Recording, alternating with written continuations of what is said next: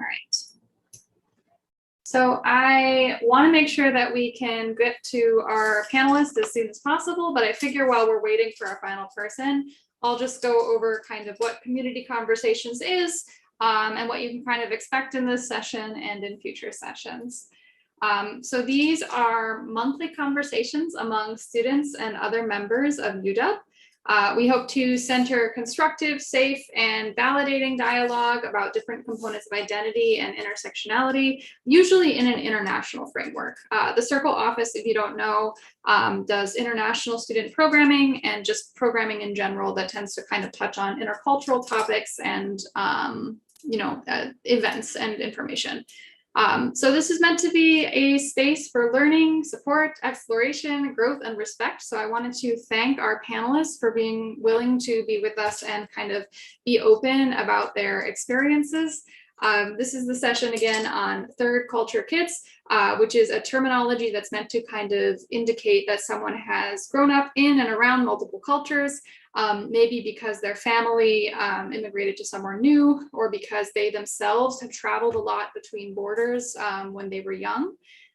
So it's meant to kind of emphasize that flexibility of culture and also the creation of something new. I also want to mention that we hope to make this conversation interactive where possible. So what I'm going to do is I'm going to place a link in the chat where watchers can ask questions to our panelists. So it's a very short form. You can ask questions anonymously, and I will read them out to the panelists as we go. So that's kind of, I do encourage people to submit questions, although I have plenty of questions as well that I'm very excited to ask. We're going to try to end promptly at 8. I'll have a few resources to go through at the end there. But I think for now, we can get started by, I'm going to ask our panelists to introduce themselves with maybe name, what you're studying, and then relevant to this panel, maybe where you grew up. So I'm going to we can popcorn the introduction. So I'll just say, Dawn, if you want to go first. Yeah, sure thing. Thank you, Sarah. Hey, everybody. My name's Dawn, pronouns are she, her.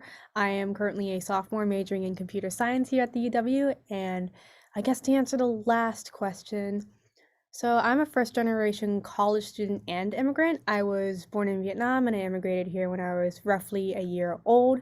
And growing up, I kind of mediated between living here in North Seattle or the greater Puget Sound area and also living in Vietnam for my summers. So yeah, hopefully that answers the question somewhat. But yeah.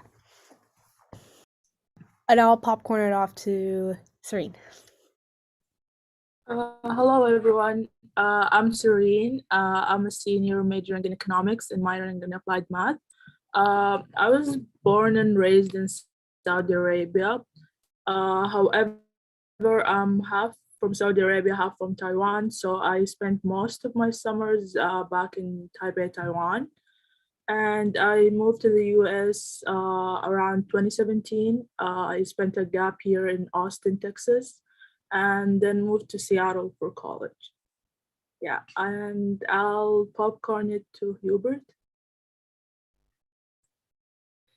Hi, I'm Hubert, and I'm born in Seattle, but right now I'm in Taiwan so I can participate in my student exchange at the National Taiwan University. I've been in Taiwan last year while school was online as well. So it's a real experience. It's a different experience when you're trying to when you live in a different culture.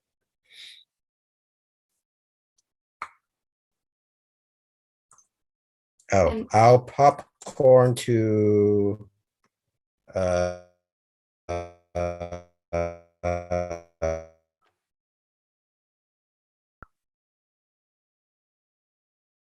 We might be losing him a little bit. That's okay. Hubert, we have you back? I don't know. Okay, I hear you. I hear you guys, but okay. I don't know if you can hear me. No, yeah, you're back to normal. Yeah. Did you say who you were going to popcorn to? I think I said I was gonna popcorn to Xingyue. Yes. So hi, my name is Xinye Yu, and I'm from Tianjin, China. But I grew up in South Korea. I attended my elementary school in Seoul, South Korea, and I attended my middle and high school in the United States. And I'm currently in Seattle studying at UW. I am a freshman, and my intended major is linguistics. I will popcorn it to Anaga. Anaga, since you've just joined us, we're just giving name, what you're studying, and then also where you grew up. Thank you. Hello, everyone. My name is Anaga, and I study at the University of Washington as a human-centered design engineer. And I was born in Dallas, Texas, and I was raised in India, but I came back for my final year of high school here, and I'm now a student in Washington.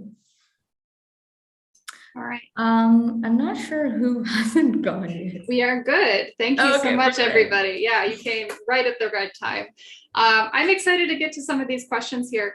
I'm going to reiterate for the people who have been coming into the YouTube link here that I see. If you have questions for the panelists, there is a link in the chat that you can submit questions through a form. It's totally anonymous. You can submit it anytime that you're interested in asking a question. So first off, I'm going to start you guys with a definitional question because that's fun. What does it mean to you to be somebody who is raised in multiple cultures? That could be a very personal definition. And I'll just ask that if you are not immediately planning on speaking, keep yourself muted so we can see you unmute when you're ready to speak.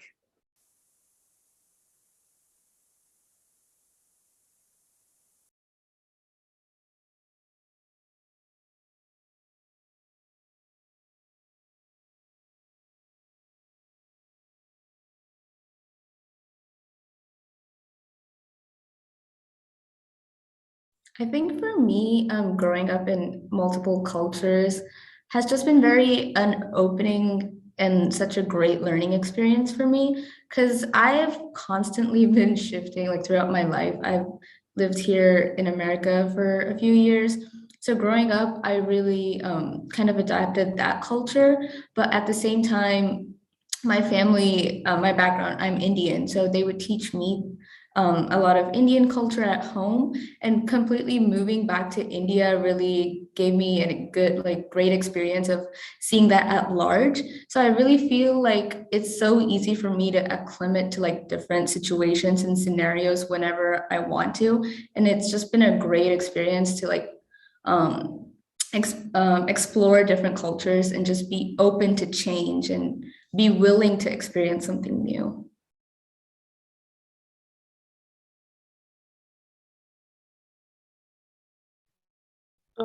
Yeah, for me, to repeat what Anaga was saying, I feel like growing up in three cultures made me very highly adaptive to my surroundings, and it also like made me I can like easily relate to people with diverse backgrounds, and I can understand them better. And yeah. Yeah, I agree with Annika and Serene. I feel like raised in multiple cultures, to me, it's like I get to experience different cultures and I get to like understand, see their lifestyle and like actually know, because like when we travel to different countries, we can have a sense, but like we don't actually know what's going on. Being in multiple cultures, I think we get a better sense of what's going on in that country, why the person from that country is like that. And it's like, I don't know, personally, it opened up my horizon and it's like, it made me like a little bit more open-minded. And adding on to what everybody else said, I think it's also, for lack of a better term, maybe another benefit, because not only are you more open-minded to other cultures, but you're also a lot more, again, for lack of a better term, like you're more, you're more open-minded to yourself. You're more self-aware of why you do things the way you do, because you force yourself to view yourself from all the different cultures that you identify with. For instance, I have to view myself from a Vietnamese American perspective and also a traditional Vietnamese perspective, which I think gives me a lot more understanding of where I came from, if not who I came from, and how the cultures I identify with influence me in my everyday life.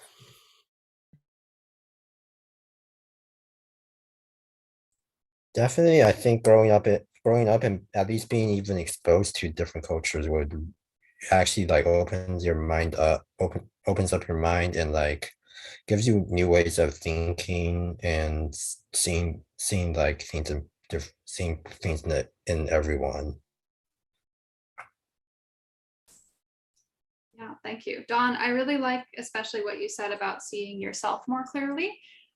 That's something that there's actually academic research on. There's like a scale of sort of cultural awareness of yourself. And when people come into contact with other cultures, they tend to, of course, become more aware of themselves and move up on that scale. So I can only imagine, growing up with more than one culture that you're in contact with, you're going to be aware of yourself from a pretty early age. I'm curious to ask, and this is phrased very broadly because I know different people are in different situations, but what is one cultural difference between where you're living right now and a place that you grew up or a different place that you grew up?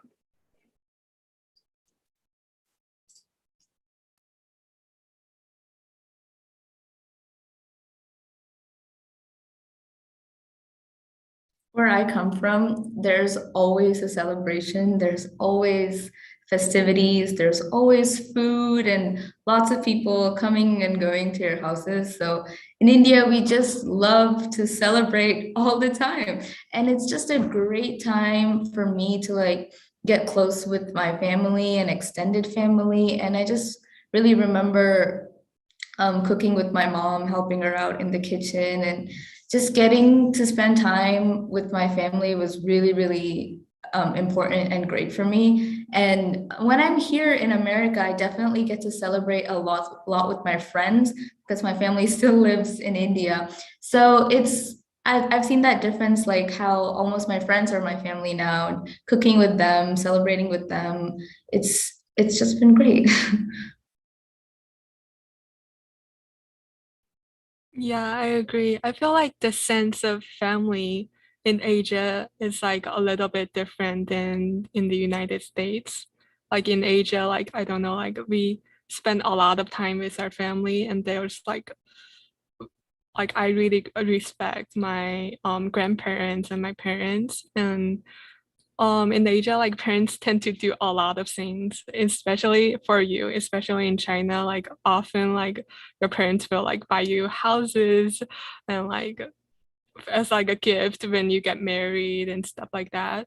And when your parents get old, of course you have the responsibility to take care of your parents and stuff like that. And I feel like that's a little different between Asia and the USA. But yeah, definitely agreeing with what you said, and to again build on top of that, at least where I come from in Vietnam, definitely family is like way up there in terms of filial piety and just the culture in general. At least for the times that I have temporarily lived in Vietnam, I I've noticed it growing up, family is at the forefront of everything. Sometimes it even supersedes your individual identity because of how much the family has done as a collective to take care of everyone. And for some people, it's seen as, a strength. For some people, it's seen as a restraint or something as a hindrance to figuring out who they are. And I totally get that struggle, having to figure out not only who I am, but who I am in relation to the rest of the family that has done so much to get me where I am today. Whereas in contrast in the Americas, not the Americas, no, the United States, at least growing up here, I realized that the definition for family is a lot more expansive.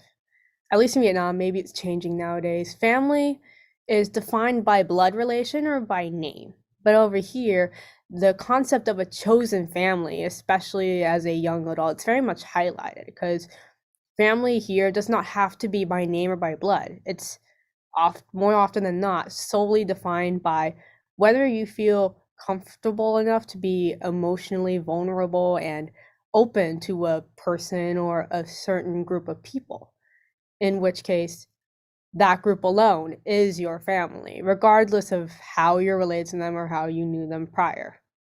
But yeah, just highlighting the difference between blood related family and chosen family. That's the main difference I've seen between the two environments that I was raised in.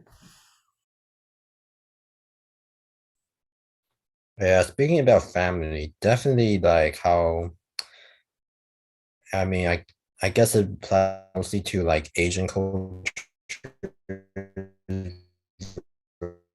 versus like American cultures. Family is very camp and how we see them is very different between our American culture and like Taiwanese culture. Yeah, adding to what everyone was saying, I feel like the biggest difference between like Asia and the US is the view of identity. I feel like in the US, it's all about individualism of what you're personally doing in your life. But I feel like in Asia, it's more about like collectivism, like view of identity. So like whatever I'm doing in like whether Saudi Arabia or Taiwan, it can reflect upon my parents and my whole family, and it can be a way of representing them. But in the US, it's more of, oh, you're representing yourself in whatever you're doing. Yeah. Thank you. Yeah, I'm hearing a lot of family as a theme, and I think that makes a lot of sense. Kind of how we relate to each other and how we relate as families, and what family even means in some cases. I'm going to transition to a kind of fun question before we get to some slightly more thoughtful ones, I guess. So, what is your favorite story of either travel or cultural exchange?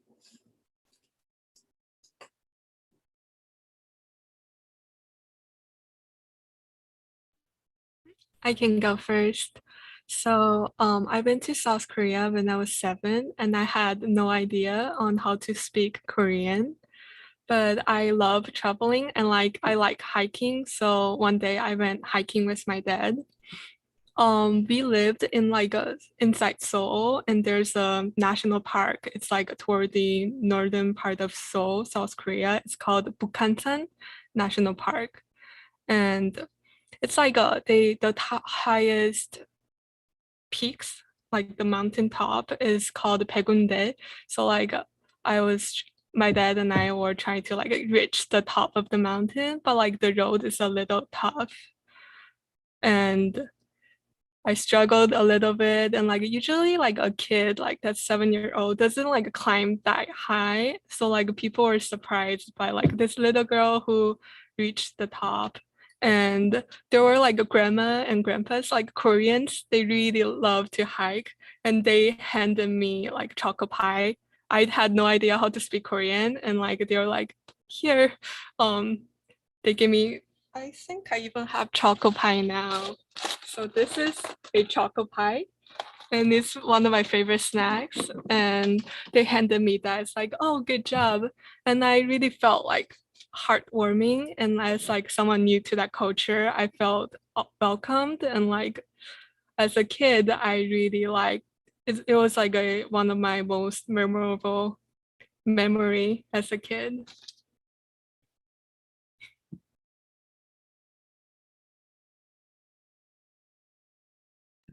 I can answer the question next. So, my most memorable story, I guess, would have to come from the last time I went to Vietnam for summer vacation, which was summer 2020. So, right before COVID started to take its toll on the United States.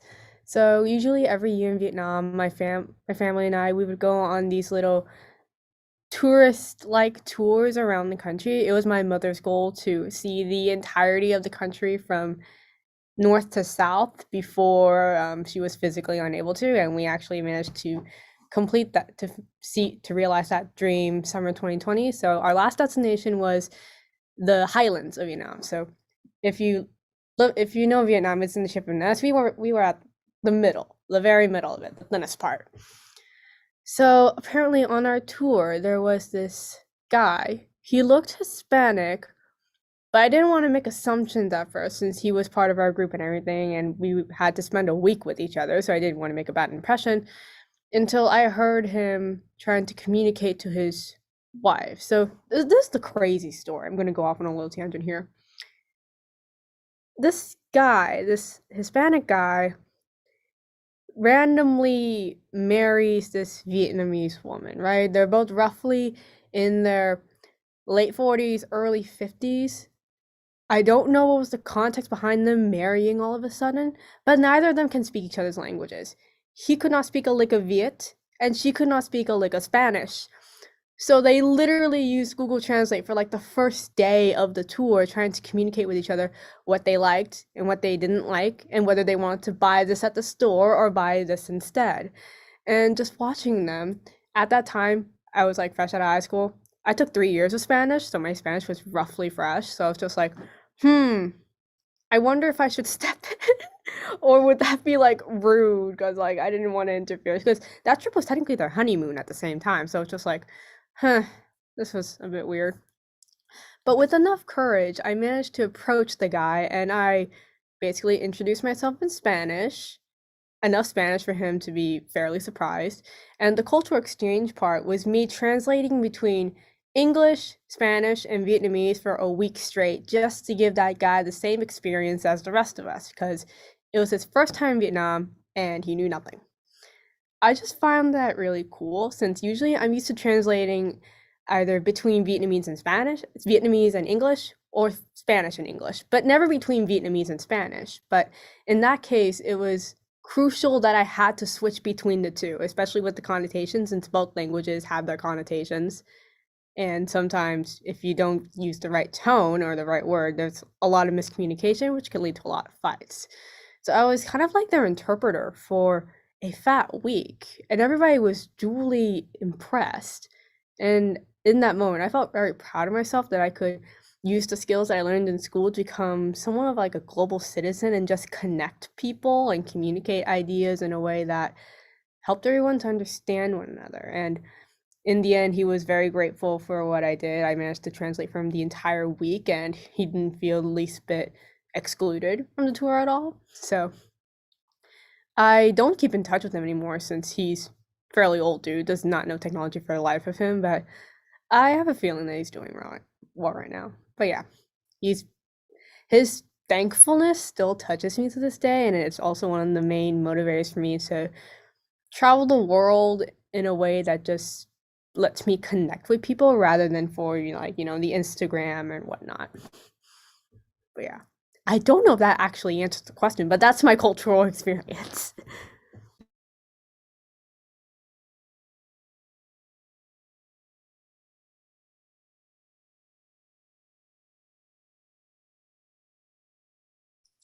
Honestly, I'd like to commend you for being able to like switch between three different languages at the same time, trying to communicate as well. Honestly, that's pretty amazing. I'm not sure if I could do I that made a with lot of three grammatical languages. errors, honestly. I used the wrong word once, but I still managed to get the intention through, and he still understood me. So I'm just like, wow.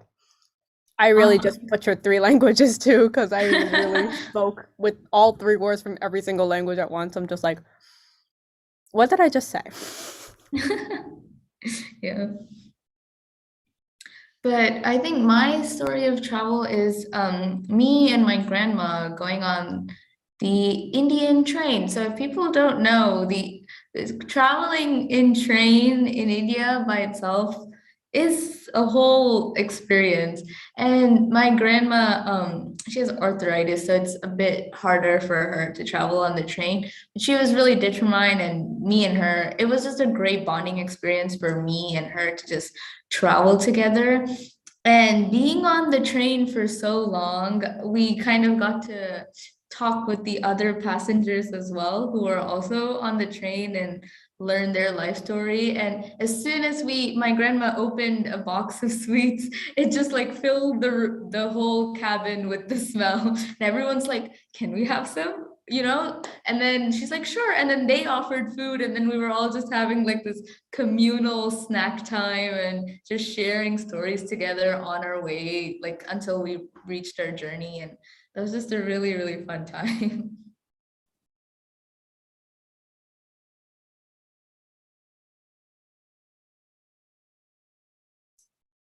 We do have a question from the chat, if you don't mind me asking that to you guys. Do you feel like you identify with one of the cultures you grew up with more strongly, or do you feel like it's hard to really identify with any of them? I have so much to say about this one. Oh my God. So, personally for me, I find it difficult to really resonate with either culture.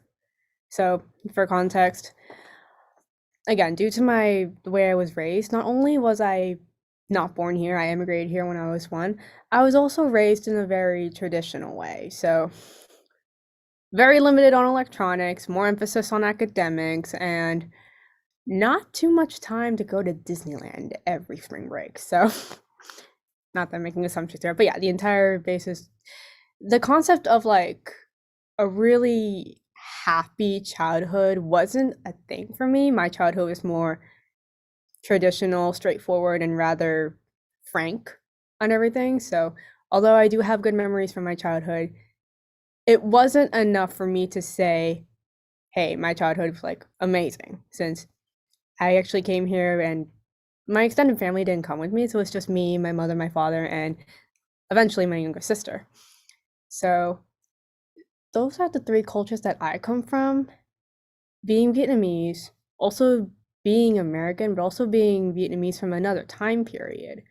So the way I describe my situation to others often is I am not American enough to consider myself Vietnamese American due to my family assimilating very, very poorly to Vietnamese American culture, if not just American culture itself.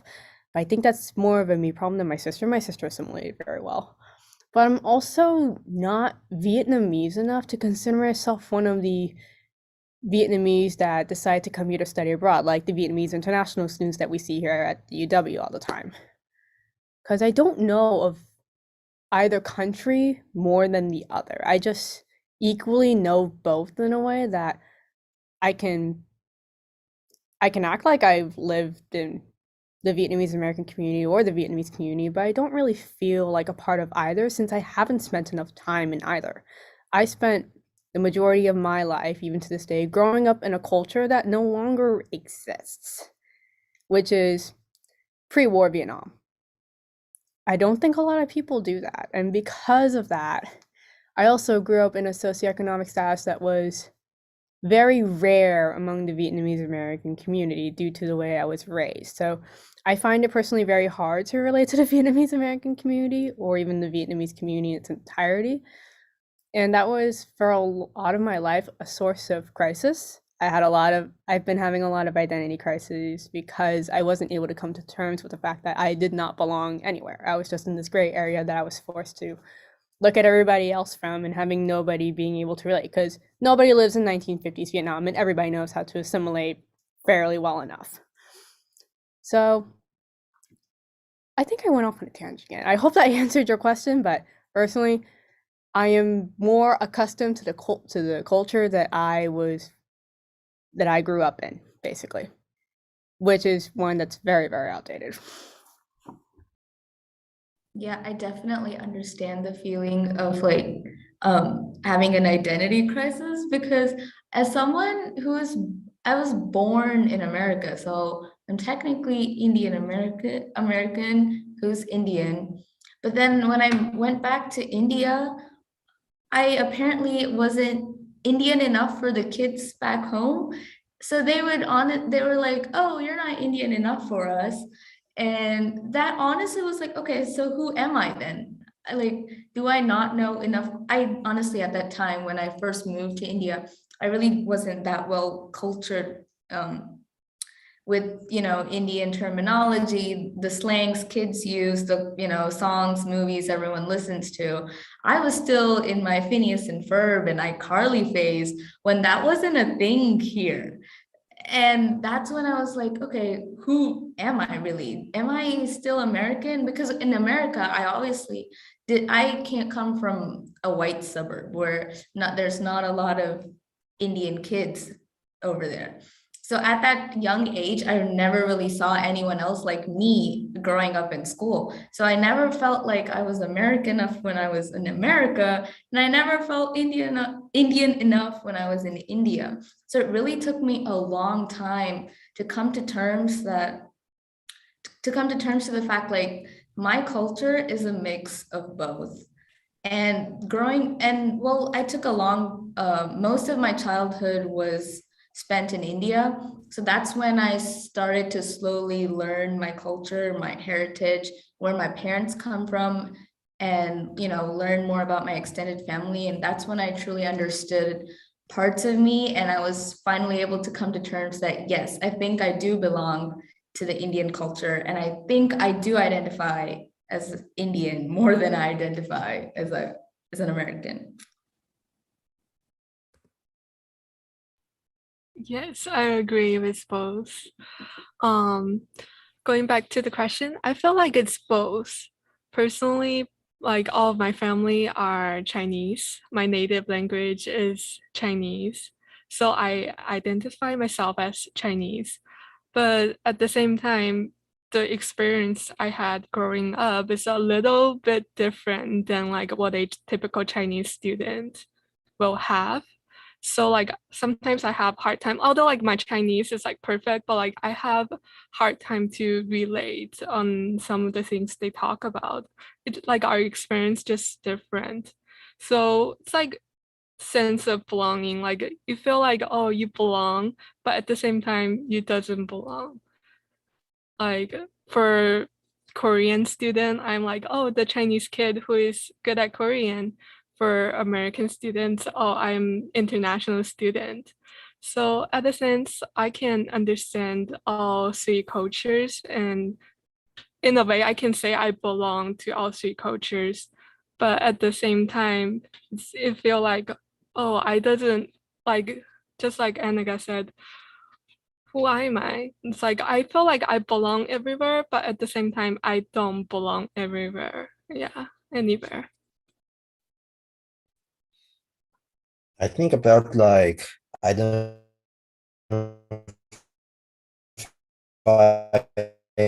between like the culture I grew up in, the culture I am in, to the American culture, American values like individualism and stuff, and like freedom, being having personal freedom, than like what the typical Taiwanese has. Definitely, there's some things I do like about Taiwan that more than America, especially like healthcare. But and lastly, I think another part of why I identify more towards the US than as an American more than Taiwanese is I I haven't really have a better when it comes to like friend groups and having friends. Have a better base in the US than like Taiwan mostly, and don't really want to seem like the stranger who wants to make friends with people in Taiwan last year. But hopefully, like when I attend my exchange in at the university, I'm gonna have. I hope I gonna be looking forward to having fun.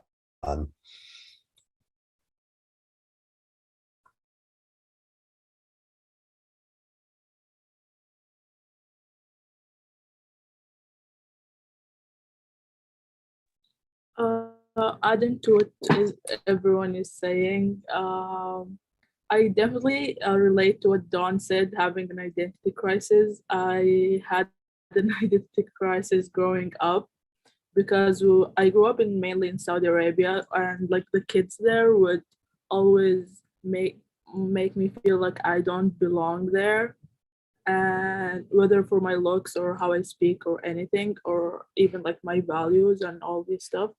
And also when I used to go to Taiwan for my summers, I would also feel out of place, like I don't belong there. I don't speak as fluently as they do.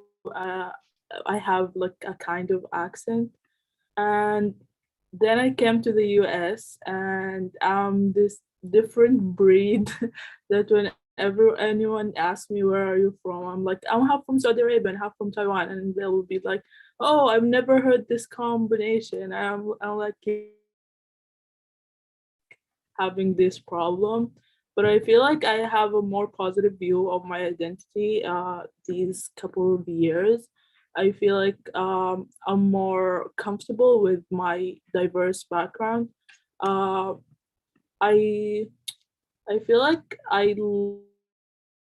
like being this diverse now because I identify with the three cultures that I've been growing up in. I like I like the collectivism like view from like the Asian countries, so I have adapted to that and I have added that to my personality. And there's a lot of stuff that I like in the US culture that I have also like adapted to my personality. So I feel like I'm kind of better version of myself being like from these three cultures. And yeah, uh, I hope this answered the. Thank you guys. Hubert, I thought it was really interesting what you said, that kind of what made you feel, part of what made you feel comfortable with one culture or the other, calling it more yours, had to do with social networks, right? And kind of like where we find ourselves in terms of friendships and families and kind of who we interact with on a day-to-day basis. I think that's true. I think that there's that part of us that reflects kind of who we're in community with at any given time. This is a bit of a, I guess, curveball, different topic. But for those of you who are bilingual, some report that their personality is different in different languages. So think about what that might mean. Do you think this is true for you?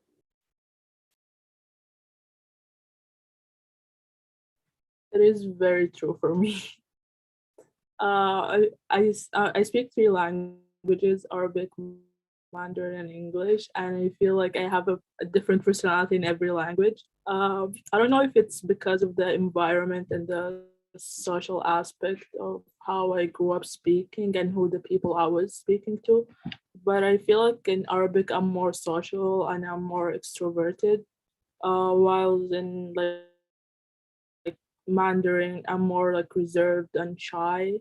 Uh, and English, I feel like because I moved to the US for college, I feel like my personality is more like career focused, less social, but not less as like Mandarin, I would say. So yeah, answering your question, I definitely feel like my personality is different in like different languages.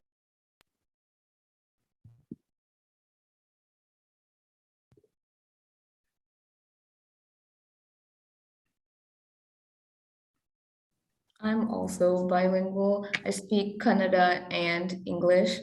And I definitely think my personality switches when because Kannada is such a like beautiful language. It's so easy to be able to express your feelings and how you're feeling in that language. So I definitely, like how Serene said, feel more extroverted. I feel kind of more active when I'm speaking that language, and I just had more oomph to me. My personality comes out. But when I'm, interacting in English, I just don't feel like I can be that expressive as I am when I'm speaking Kannada. And people perceive that, I don't know, as lower energy or something, but I'm like, I promise that's not how I am. It's just that I just don't know how to put myself in this language, if that makes sense.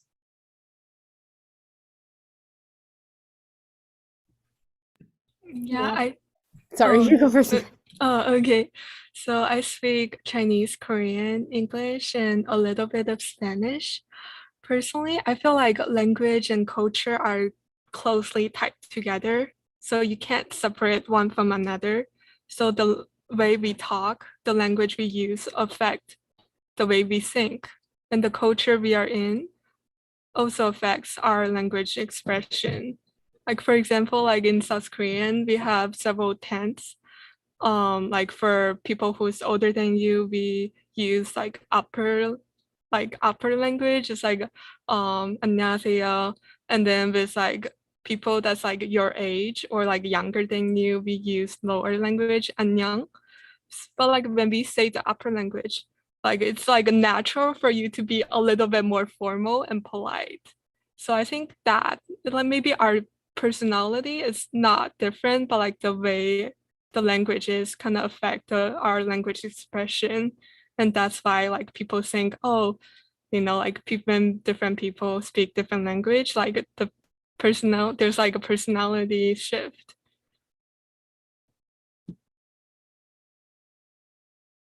Yeah, for me, I speak English and Vietnamese.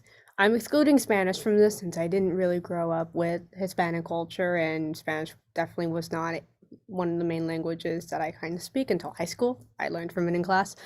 So English, I find that I'm able to express myself a lot more open-mindedly and also with a lot more eloquence than I would in Vietnamese, since ironically enough, Vietnamese is my first language because I immigrated here when I was 1. The government assumed I was a prodigy in Vietnamese at the age of 1. So they're like, yeah, Viet's her first language, and we're making her learn English, even though I knew nothing about Viet.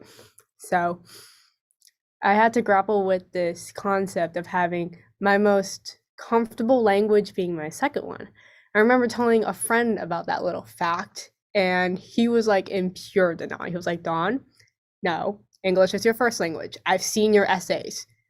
You're better at it than me. I don't know how it's your second language. And I'm like, it's because no one taught me Viet, but okay. I find when I speak in Viet, my personality is a lot more soft-spoken, a lot more thoughtful, observant, and very mindful of other people, since I can't express. I guess when I was taught Vietnamese, the filial piety and respect to elders aspect of Vietnamese culture was heavily emphasized when I learned to speak the language. I literally learned how to address others first off in Vietnamese. So whenever I speak English, it's very soft-spoken, respectful.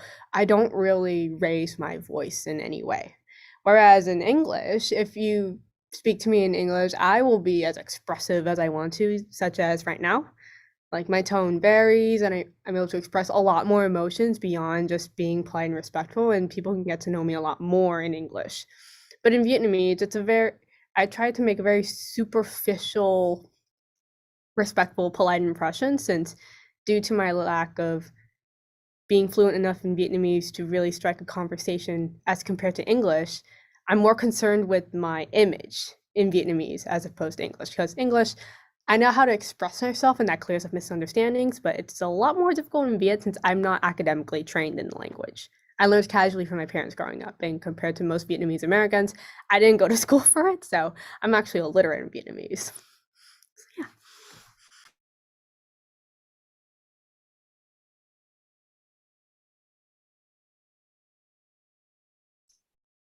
I do want to mention that since I have a few resources to present at the end, I do want to give, if you have, as the audience, we probably have time for one more audience question if you'd like to put in anything you're curious about. But I do want to ask our panelists in the meantime, where do you hope to live in the future?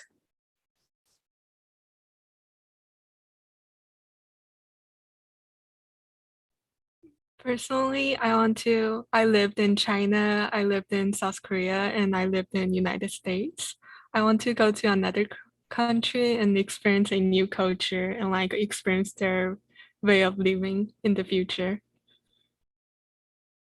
So maybe somewhere in the Europe, or I'm not sure.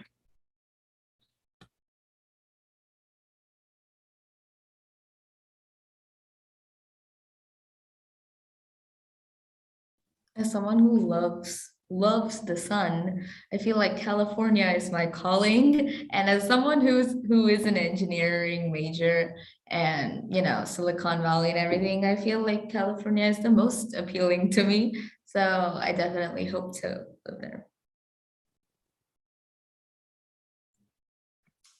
Ooh, this one's a hard one. even though living in Taiwan is gonna be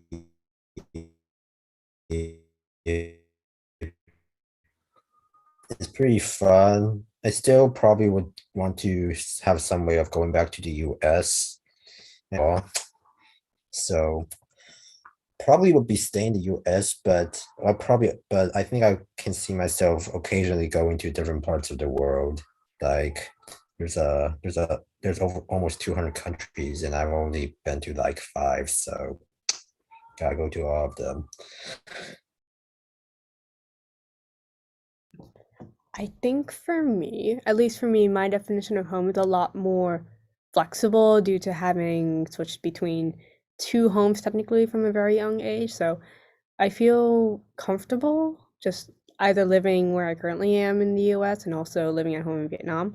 I will admit I feel more of a connection to my home country solely because I have a lot of family there, really good memories there, and a lot of emotional support as a first generation immigrant and college student over there. So yeah, if I had to go beyond that, I think at least for me, home can be anywhere so long as I feel comfortable with the people that I surround myself with. So I'd have to paraphrase the same intent Hubert had, just, living around the world in a way. Because home is not really a fixed place, it's a feeling for me. So I think I could make a home out of anywhere so long as as long as I get this, like, a positive energy from where I'm at, essentially. Also, another reason why I really like traveling. But yeah.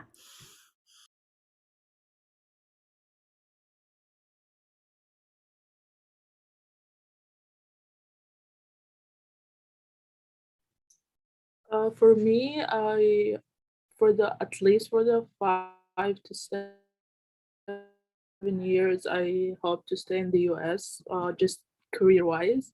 And where exactly in the US? I'm leaning towards like New York. Um, I love New York. I've been there like a couple of times, and I see myself like staying there for a couple of years, at least in my 20s.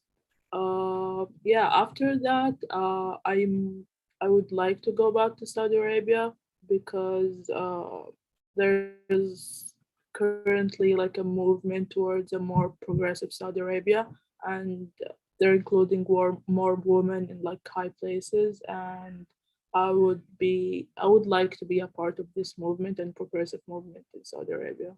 Yeah. Thank you, guys. We did get one last question in the chat. I think we only have time for maybe one or two people to answer though, so think about if you want to or not. How do you feel when someone recognizes one aspect of your identity or one culture without recognizing another that you find just as important? So like if someone recognizes one part of where you're coming from, but isn't really acknowledging the other part or another part.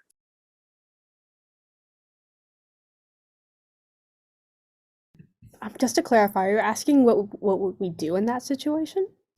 The question's phrase is how do you feel when that happens? But I guess if it hasn't happened, I suppose it could be a hypothetical as well. Oh, okay. Yeah. I've definitely encountered, I'll start off to answer the question since I actually have a lot of instances about this. Because, again, as I mentioned earlier, me coming from kind of like a third time-based culture from like pre-war Vietnam, which nobody really acknowledges anymore since it's long since history, but it has an impact on my family because of how much the war impacted on us, and it's still a thing to this day. Kind of goes to show you that it's a generational thing. I've had people acknowledge one and ignore the other, so on both sides. I've had people acknowledge the Vietnamese part of the identity, but not the American part, especially from the Vietnamese people in my life, and also the other way around. I've had people acknowledge the American part of me, but not acknowledge, if not put down, the Vietnamese part of me, since again, 1950s Vietnam, very traditional, at least from what I've experienced.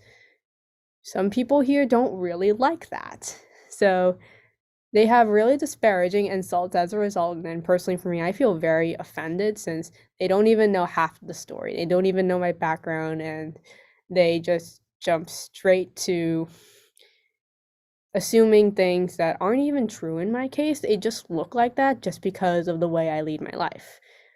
I would appreciate if people just asked or kept an open mind, but it's not really the case for some people. I've had people, not to be too dark about this, but I feel like it had to be said. I've even been told by people said that I was straight up abused, I had Stockholm syndrome, my parents were psychopaths, etc. And I'm just like, for somebody that you've only known for 2 hours, that's not a good way to express your thoughts. But okay. I've also seen people go so far as to say I don't see color, I see abuse, apparently, because we were debating about the concept of corporal punishment or discipline within Asian families. You know, the entire like hitting on the chopsticks thing or brooms. At least in my culture, is very prevalent, and it's also some of a stereotype looking from the outside in. But yeah, just to get back on the question, for me, it's very offensive, but I do get used to it since, again, me getting to know both cultures from both perspectives. Like, for instance, I get to see American culture from the eyes of a Vietnamese person. I get to see Vietnamese culture from the American side of things. Because I see those, I have the ability to see those two, I can't really say, oh, Vietnamese culture sucks. Oh, American culture sucks.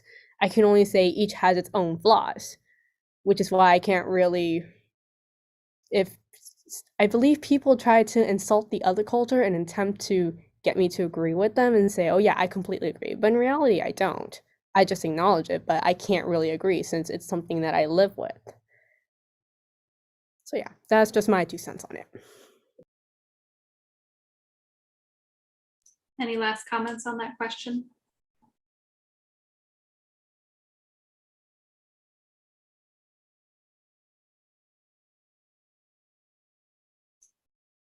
With that, I'm happy to present a couple of resources that I wanted to have people be able to take away with them after this session. I'm just going to share my screen again real quick. You can see the light from it over there. So a few resources on campus for people who might have been interested in this panel. I was really happy to learn about this group through an ongoing discussion through the Counseling Center called Between Cultures, Healing from Not Belonging. I found out about this as I was promoting this session, and Ricardo Hidalgo, who runs the session, wrote back to me and told me about this. So this is an ongoing virtual discussion session. He let me know that they absolutely still have space this quarter if you're interested in participating. It's Mondays, 12 p.m. to 1:30. If you're interested in registering or just learning more, you can call the counseling center and they can get you set up. So that was kind of exciting to hear about. It was very specific.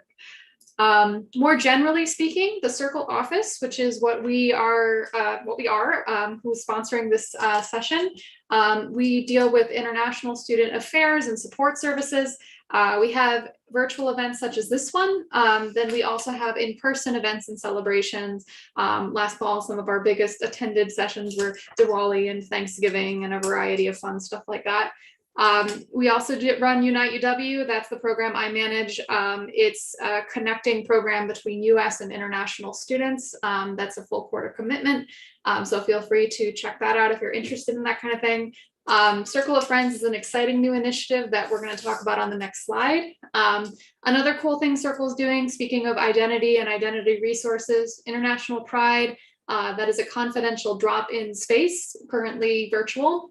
Susan is running. So if you want to learn more about that, shoot them an email as well. For Circle of Friends, I would love to turn this over to one of us here who is actually a peer advisor for Circle of Friends. So Sinway, do you want to talk a bit about this? Yes. So Circle of Friends is a program that intended to help students, especially international students, to make friends.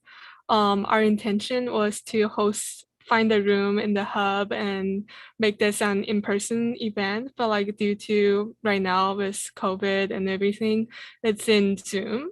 So every Tuesday, Wednesday, and Thursday from 5:30 and 8:30 p.m., you can drop in at our Zoom link anytime to chat and engage in different programs. Each week, we will have like different topics to talk about, like fun places to visit in Seattle, ways to get vaccinated, get tested, and like we have different topics. So each week we will have a new topic and new ways to engage. For example, tonight we played To Choose and a Lie, and we chatted a little bit about fun things to do in Seattle and good restaurants to visit. So there's no commitment, drop in anytime, and Tuesday, Wednesday, Thursday night, 5:30 to 8:30 p.m. Yes. Thank you. So if you are interested in hearing us talk about or putting together a session on a specific topic, I am fully open to email at spauling@uw.edu. Our next session is going to be in February. The topic is cross-cultural dating and relationships. And that's going to be a topic we're addressing with the Live Well peer health educators. So I'm excited for that as well. Circle has a lot of other events that you can see on the calendar on the Circle website.